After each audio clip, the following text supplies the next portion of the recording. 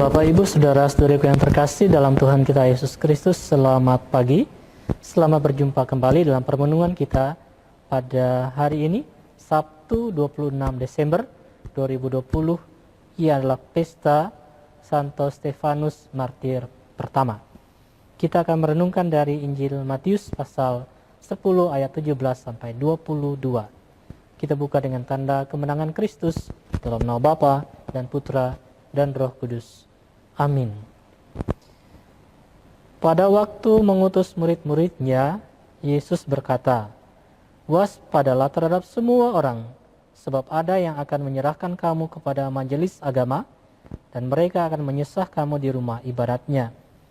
Karena aku, kamu akan digiring ke muka para penguasa dan raja-raja sebagai suatu kesaksian bagi mereka dan bagi orang-orang yang tidak mengenal Allah. Apabila mereka menyerahkan kamu, janganlah kamu khawatir akan bagaimana dan akan apa yang harus kamu katakan, karena semuanya itu akan dikaruniakan kepadamu pada saat itu juga. Karena bukan kamu yang berbicara, melainkan Roh Bapamu. Dialah yang akan berbicara dalam dirimu. Orang akan menyerahkan saudaranya untuk dibunuh, demikian juga seorang ayah akan menyerahkan anaknya. Anak-anak akan memberontak terhadap orang tuanya dan akan membunuh mereka. Dan kamu akan dibenci semua orang oleh karena namaku. Tetapi orang yang bertahan sampai pada kesudahannya akan selamat." Demikianlah Injil Tuhan. Terpujilah Kristus.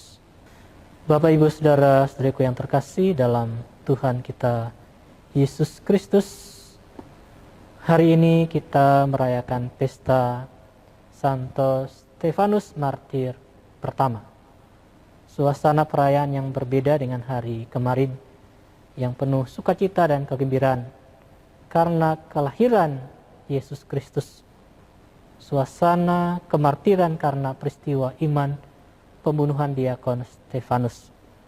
Bacaan pertama dari Kisah Para Rasul mengisahkan tentang kemartiran Santo Stefanus. Stefanus adalah seorang beriman yang kokoh dan penuh Roh Kudus dan salah satu orang yang diangkat oleh kedua-belasan untuk memangku jabatan diakon atau pelayan meja, barangkali sebagai pengurus rumah tangga jemaat. Ia seorang Kristen Yahudi yang tinggal di Yerusalem dan bisa berbahasa Yunani.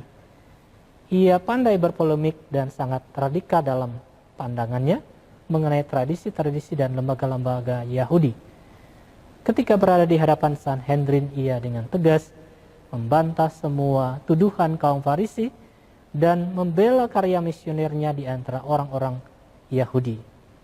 Pembelaannya diperkuat dengan mengutip kata-kata kitab suci yang melukiskan kebaikan hati Yahweh kepada Israel dan ketidaksetiaan Israel sebagai bangsa terpilih kepada Yahweh. Oleh karena itu, ia diseret keluar tembok kota Yerusalem dan dirajam sampai mati oleh pemimpin-pemimpin Yahudi yang tidak mampu melawan hikmatnya yang diilhami Roh Kudus. Saudara-saudari yang terkasih, dalam Injil hari ini Yesus menyampaikan kepada murid-muridnya bahwa dalam menjalankan perutusan untuk mewartakan kerajaan Allah itu amatlah berat. Yesus sudah menyampaikan kepada murid-muridnya bahwa mereka akan mengalami penolakan, penganiayaan, dan dibunuh karena Kristus. Dan memang itulah yang dialami oleh para murid di dalam pewartaannya. Mereka terutus seperti domba ke tengah-tengah serigala. Tetapi Yesus meneguhkan hati mereka supaya mereka tidak takut dan gentar, supaya mereka tidak cemas dan khawatir akan apapun. Sumber kekuatan mereka adalah cinta dan persatuan dengan Tuhan sendiri.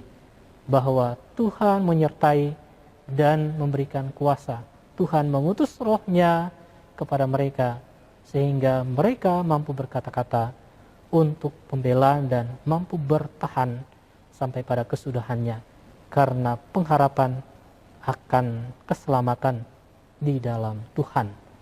Saudara-saudari yang terkasih, meneladani Santo Stefanus, kita tunjukkan cinta kita kepada Tuhan lewat kesaksian iman kita Kita kuat di dalam Tuhan kalau kita sungguh mempunyai iman yang kuat. Iman yang tidak goyah oleh masalah, oleh penderitaan, oleh gelombang dan badai kehidupan ini. Kita tetap bertahan memikul salib hidup kita di dunia ini dengan pengharapan akan keselamatan yang datang dari Tuhan. Tuhan menyertai kita dengan roh-Nya yang menuntun dan membimbing kita kepada kebenaran, kehidupan, dan keselamatan. Marilah kita teguhkan selalu iman kita kepada Tuhan. Tuhan memberkati kita sekalian. Amin. Dalam nama Bapa dan Putra dan Roh Kudus. Amin.